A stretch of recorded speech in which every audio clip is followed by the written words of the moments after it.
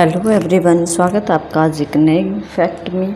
तो हम जो है हमारे फैक्ट की सीरीज़ स्टार्ट कर रखी है हमने, जिसमें कि हम डेली एक इम्पोर्टेंट फैक्ट को पढ़ते हैं, जिसमें कि 2-3 क्वेश्चन शॉर्ट निकल जाते हैं।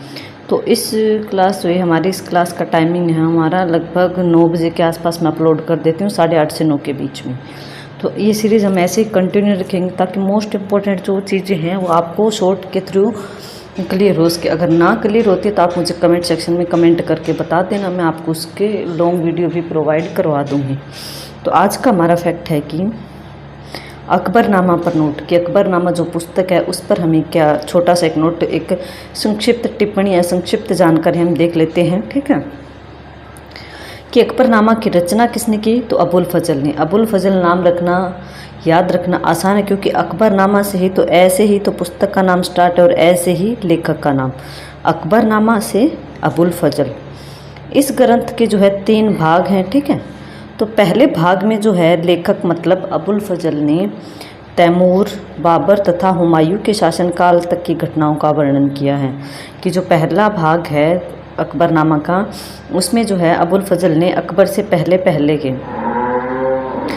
उन शासकों का जिक्र किया कि तैमूर ने आक्रमण किया, फिर बाबर आया, बाबर के बाद हुमायूं आया, हुमायूं के बाद अकबर आया था ना।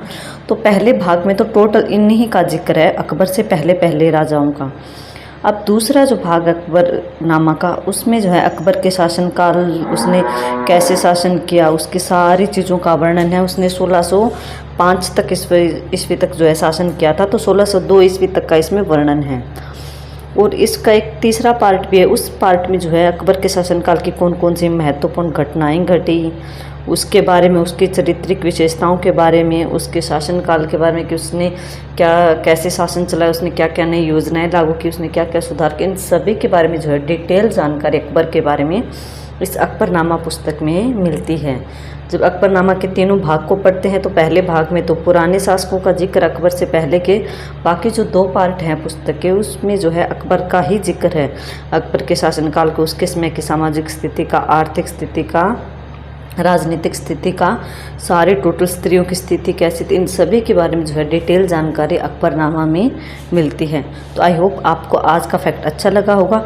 मिलते हैं कल नेक्स्ट फैक्ट के साथ जो कि आपके लिए मोस्ट इम्पोर्टेंट होगा। Okay, thank you everyone.